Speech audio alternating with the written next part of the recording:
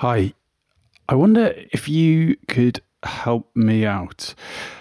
I am looking to hire a global head of growth for automated creative. So, a little bit about us. We're on a mission to help brands turn their impressions into intelligence. We have a technology that researches consumers by analyzing how they respond to optimize paid advertising. It's very fancy, very cool, and very successful for brands like Adidas, Samsung, Diageo, Reckitt, KFC, Pernod Ricard, Bose, Unilever, GSK, and people like NCS. So, we've been doing brilliant work for the past few years, and we want to hire someone that can help us grow our portfolio of exciting and innovative clients. So if you or someone you know have been working in sales or new business for the last 10 or 15 years and would like to talk to us about the position, please could you give me an email on tom@automatedcreative.net. Right, on with the show.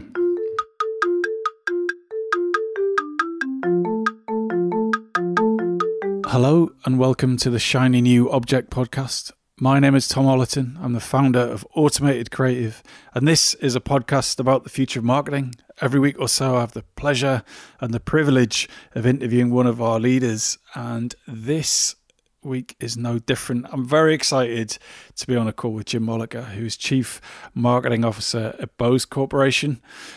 Jim was a guest on Advertisers Watching Ads, and I'm very proud to say he's one of our clients as well, so slightly nervous about that. But Jim, for those in the audience who don't know who you are and what you do, could you give them a bit of an overview?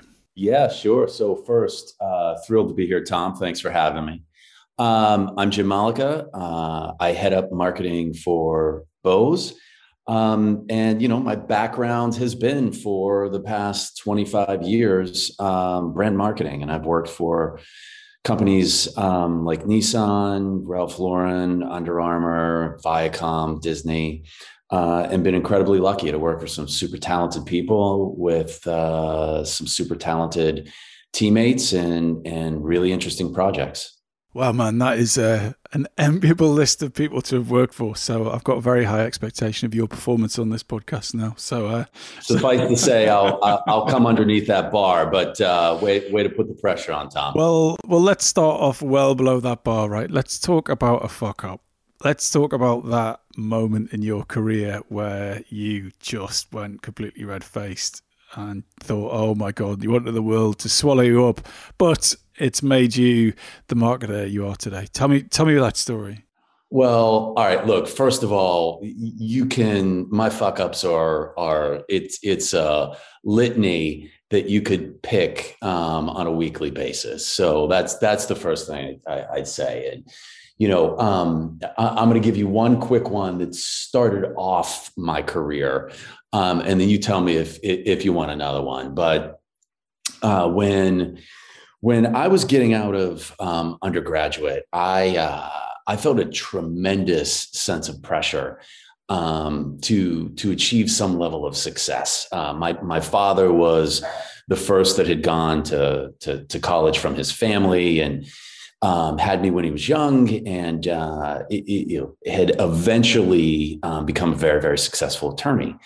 And I felt this like incredible need to somehow follow on this path, because the family thought, well, you're Jim's son, and you're going to follow on that same kind of trajectory and path. And so I ultimately didn't know what I was going to do. So I was pretty good in school and pretty good at standardized tests. So I went to law school. I went through, took the LSAT, did pretty well, got in, went there for the first day, and I was sitting there in orientation.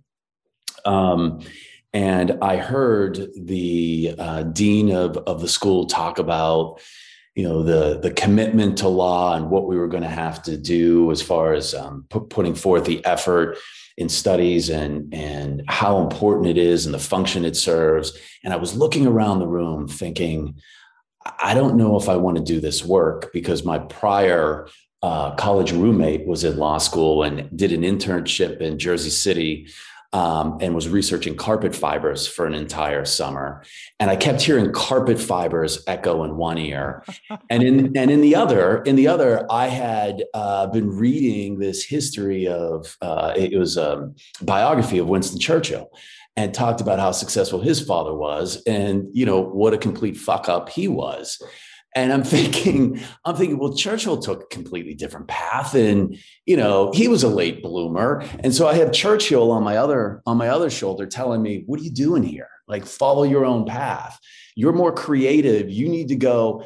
And I walked out of that. I walked out of that room, that massive auditorium. I got back in my car, and I had moved home to save some money to go to school. And I drove home. Sat down and did it that night and announced to my family that I was dropping out of law school. And it was met with like mouths agape. And needless to say, that was a Friday, and I moved out of the house on Monday. Went on to business school and never looked back. Right. I'm racking my brain for the previous guest that I had on it that told almost exactly the same story. They were sat there in that same lecture and they went, "I don't want to do this. I really don't want to do this." But if there's two people on this podcast, which is there's a lot of people, I guess, but it's actually quite a small subset of the population. How many people have that same feeling but don't do anything about it? How many people are attorneys or whatever, like researching carpet fiber, 50 years hence? I wonder. So go on. Let's squeeze in another screw up. What else have you looked? Okay, this was a screw up where it was when Twitter was first sort of on the scene, and I was responsible for what they called new media back then, basically across Disney. I was one of the people helping to engineer new skill sets and learning how to use new platforms for the company. And so what we decided to do, in a pretty creative, interesting move, the team said, well, what if we took to Twitter rather than the micro blog that it was at the time? Could we take a page out of Disney Parks, which has those moments where a character comes up and there's this, kind of free form play that sort of comes out with the characters and, the guests that are in the park. Usually kids are involved. And we thought, well, what if we took that to this environment like Twitter? And this was before Twitter was what Twitter was. And so we said, well, we could create the characters in Twitter to engage with people around, Disney topics and have fun and play out these little momentary scenes or vignettes in their lives and, give them a moment of joy. And so, worked really hard. Disney has such strict standards around the characters and what they can and can't do. And I spent months convincing people that Donald Duck actually would use a technology platform like Twitter, and all of these crazy, theoretical discussions about what they would call the Fab Five with, Donald and Mickey and Minnie and Goofy and Pluto, and including them in this. And so we took months to create a storyscape. We were going to pop up these characters on Twitter and start engaging with fans. And then I woke up one night and thought, oh my God, what am I doing? That I'm taking the crown jewels of this organization and exposing them to a platform that I'm not quite sure what's going to happen here. So we were probably 2 weeks out, and we rewrote the entire scripts, where I wanted to have a way that we could end it, very gracefully if we needed to, and wouldn't put the company as much risk with, going down the infamy of, like the new Coke with, Jim just put Mickey out there and, he got into a trolling match with, an NFL player. So we ended up pivoting. We brought the 5 terrible villains from the Disney crew, lined them up in October, used the month of October to build a strategy, a takeover of Disneyland to draw people in there for the epic, Mickey's Not So Scary Halloween. And then it could all go away because they couldn't decide who was going to be the actual leader of the troupe. So we launched with that and had an incredible time. But the moment of panic there came when I had all of these goth young women pledging their allegiance to Cruella de Vil online and feeling like, my God, I've managed to get myself into this territory again. It ended before things got too off the rails, but what it did do is it led to a partnership with Cruella de Vil and MAC Cosmetics a couple of years later. So all's well that ends well. So what new belief or behavior have you taken on in the last 5 years or so that's had an impact on your work life? I think early in your career that you're you're sort of rewarded, and you believe or trained to believe that you appear confident and have all the answers, especially as a leader. But when you look back on it, it's the mistakes that you learn the most from, and those mistakes become really valuable in your storytelling and your relatability. And so what I've become comfortable with, more and more comfortable over the years is admitting all of my vulnerabilities, and there are many.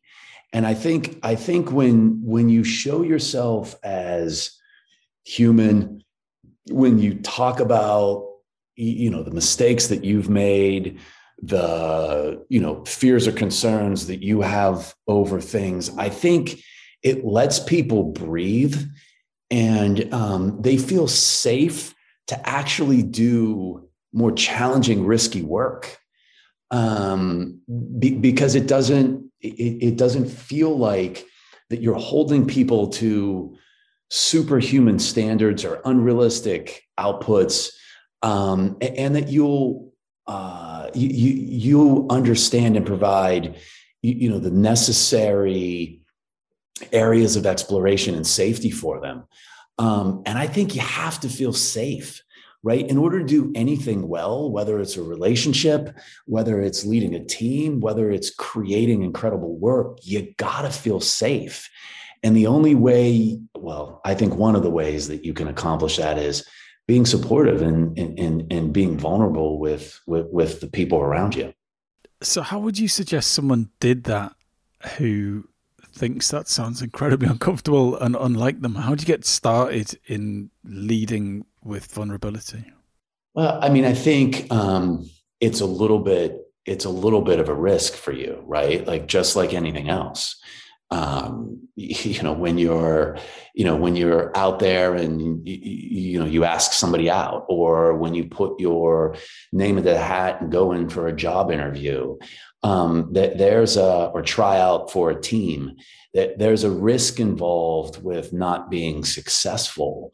But the rewards of what those things can give you are so huge that I would encourage people to take the small steps. Then find somebody that you feel like that you can connect with and trust a bit and relate to a bit, and perhaps you start small with the vulnerabilities that you show, and you see how people respond and react to you.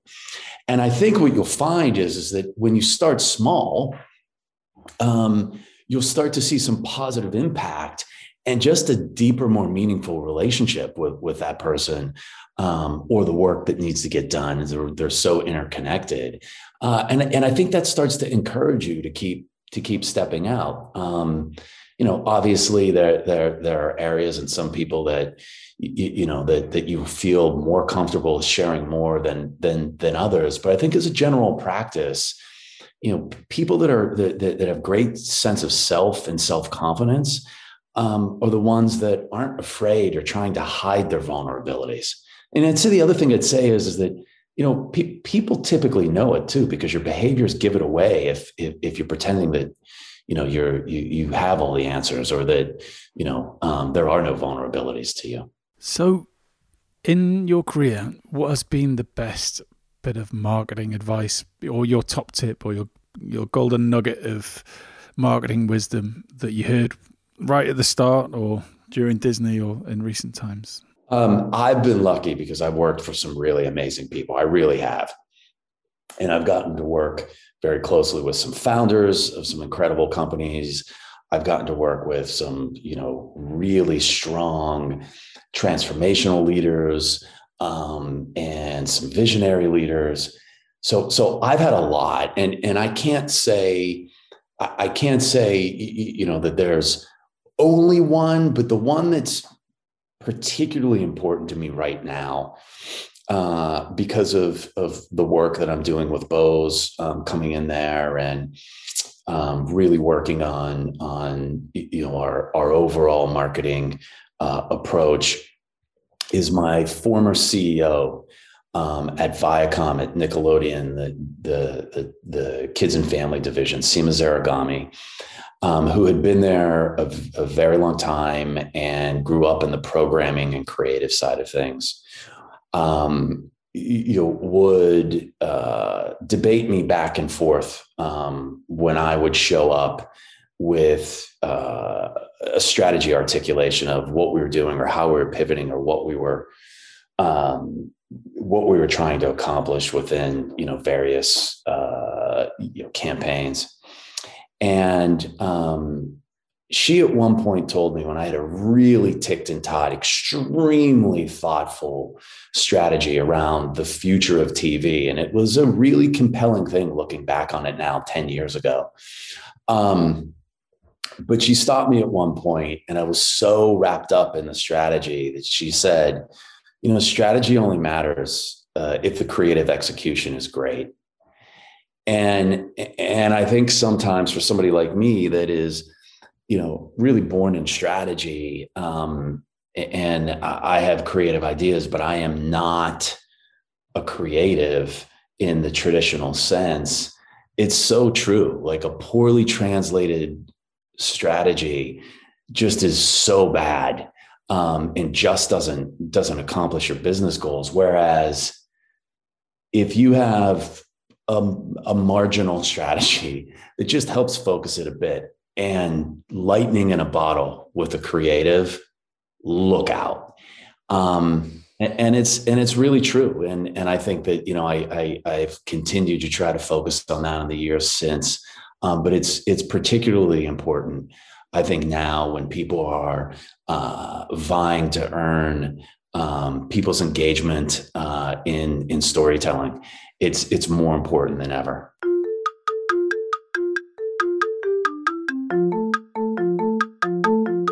This episode of the Shiny New Object podcast is brought to you in partnership with MadFest. Whether it's live in London or streamed online to the global marketing community, you can always expect a distinctive and daring blend of fast-paced content, startup innovation pitches, and unconventional entertainment from MadFest events.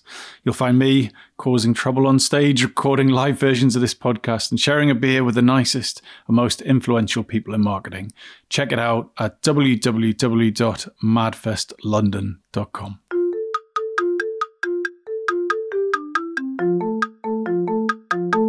So we're at the halfway stage now, and we're going to talk about your shiny new object, which is the renaissance of audio. Can you tell us why this is your shiny new object and why you think it represents the future of what we've got to look forward to in the industry?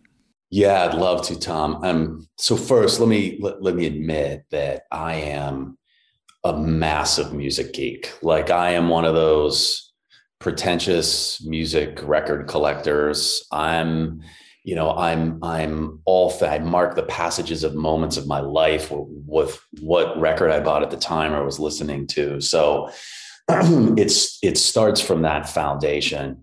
But there's just this interesting thing that I've been noticing with, the rise of all of these different listening occasions, right? There's of course, people listening to music, but music is serving different functions in those listening occasions, like, helping an athlete train and push through boundaries that maybe they never thought they could get to, or a team getting, excited and hyped before, they break through the tunnel for a game, or, an entrepreneur really focusing in on the work that they have as they're working on a pitch to raise money, or a chef as they're creating in the kitchen to help continue to inspire and focus them, or having get together when we have get togethers again, using music to enhance that occasion,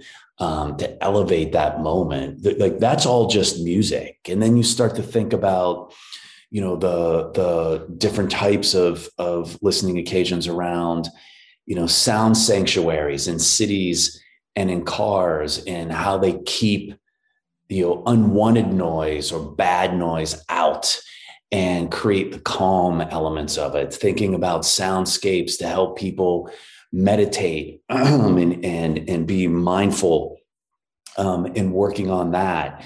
The way that smart homes are using sound to control environments and the mood, and based on weather, and the patterns in your house, or the people in your house in that moment, that enhances mood.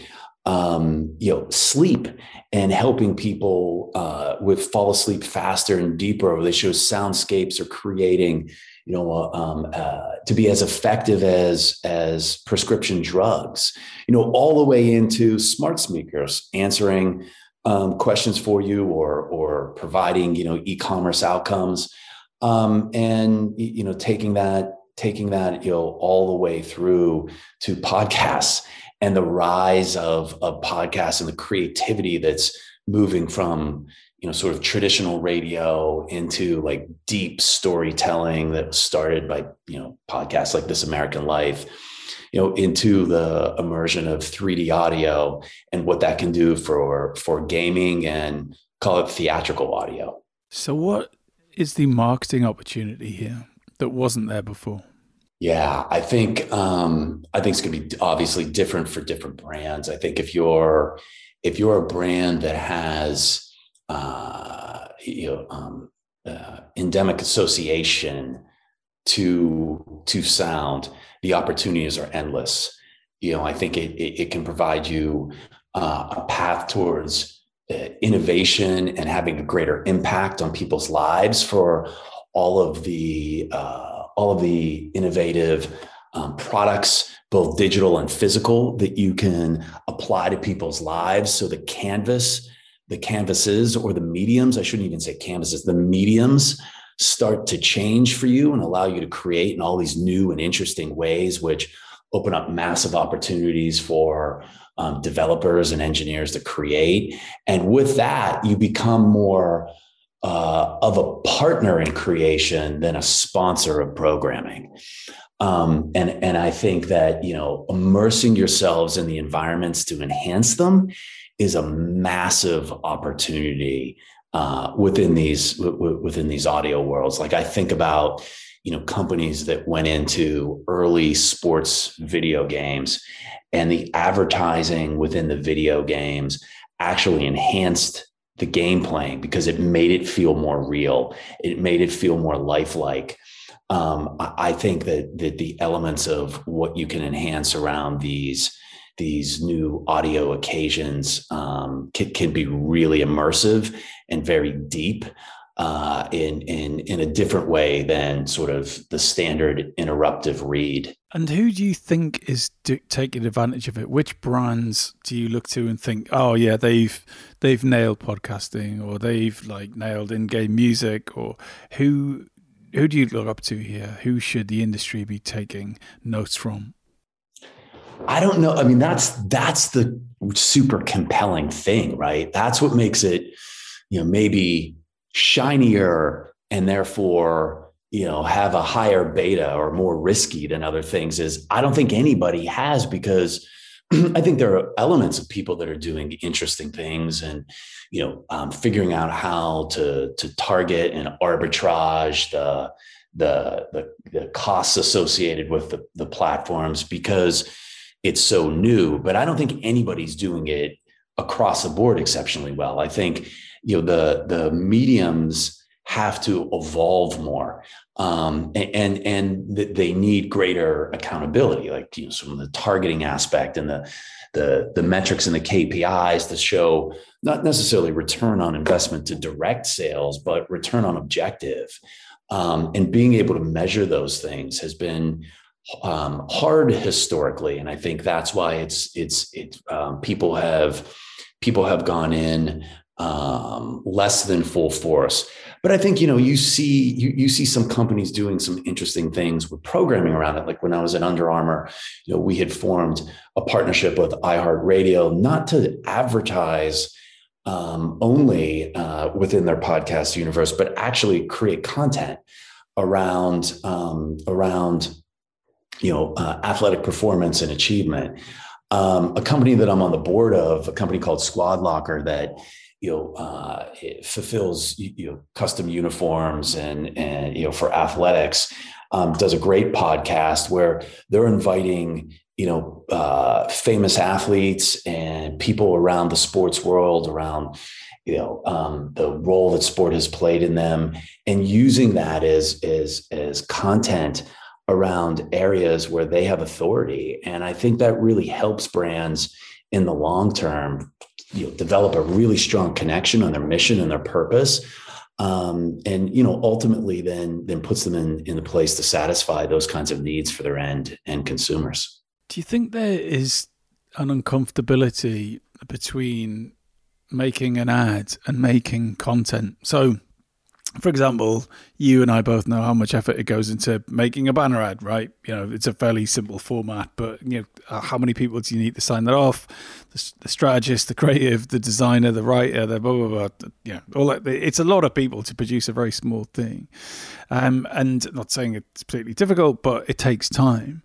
But then making original content like a podcast, it's huge. And is there a problem for brands that they're fundamentally, most of them still not publishers? I mean, you've got like publishing giants like Red Bull, for example, and you've got people who sort of dip their toe in the water. I know GE did a podcast a little while ago, and occasionally on a podcast advert you hear brought to you by whatever, like MailChimp, for example. They have a whole set of originals now. So that's ironically maybe funded by the growth that Serial delivered them. But anyway, it's a slightly different point. Like how can brands realistically jump from just delivering the basics of digital advertising to producing shows, which is a completely different thing? Yeah, it is a completely different thing. And I think it's incredibly hard for brands to make that pivot because they're used to controlling a very specific interruptive format. And I think an industry was built on command and control kind of communications. And that led the agencies to stockpile multiple rungs of approvals and the brands to stockpile multiple rungs of approvals, which slows everything down. Going back to that vulnerability and trust, I'm pushing and a fan of more faster, that feels more authentic in its sort of nature of storytelling, and get it out there. And if it doesn't work, so what? Tomorrow's another day and here comes 10 more.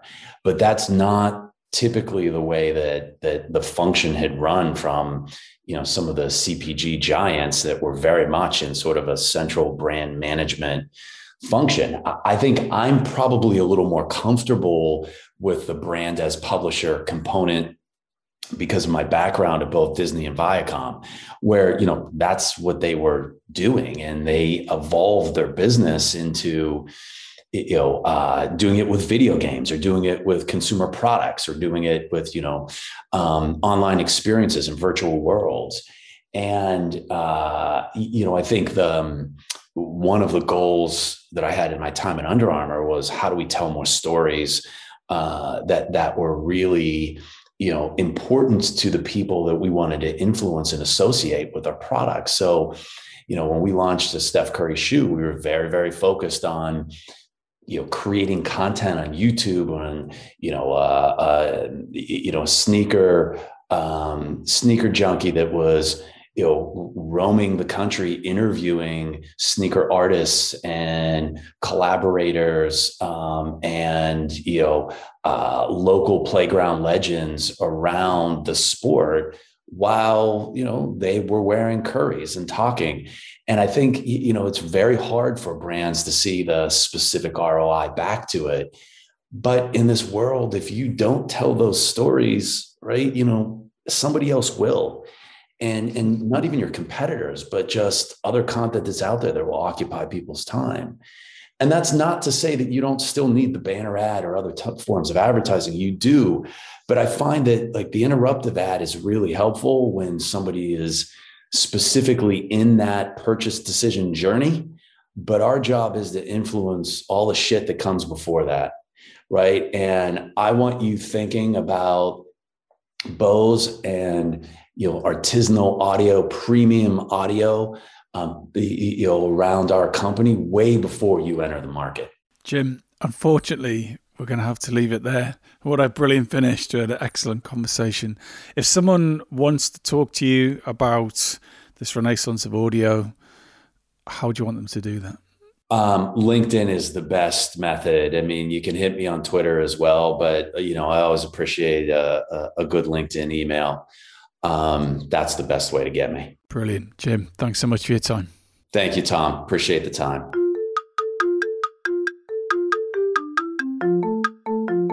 Hi, just before you go, I'd really appreciate it if you could take the time to write a review of the shiny new Object podcast on Apple Podcasts or iTunes, whatever it's called these days, or whichever podcast provider you use.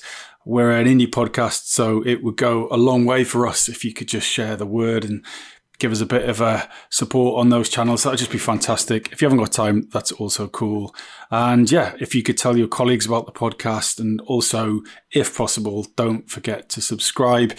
And I'd love to hear your feedback. If you'd like to speak on the podcast or be a guest, or you think I'm asking the wrong questions, anything, I'd be super interested to hear what you think. So please email me at tom@automatedcreative.net. That's TOM at, I'm not going to bother spelling it. Anyway, you'll work it out. Thanks so much.